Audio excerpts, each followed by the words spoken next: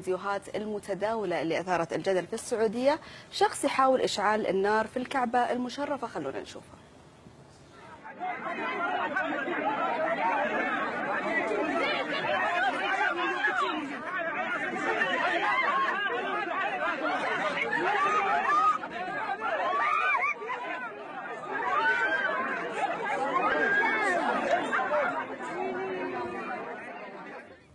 طبعا بصرحت شرطة مكة المكرمة أنه هذا الشخص يعاني من اضطراب نفسي، وهو ما كان هو كان يحاول حرق نفسه صحيح في الصحن في صحن الطواف، ولكن المعتمرين يلا زين انه ورجال الامن ورجال يعني الامن ما قصروا، وهم دائما طبعا ما يقصرون، خاصه أكيد.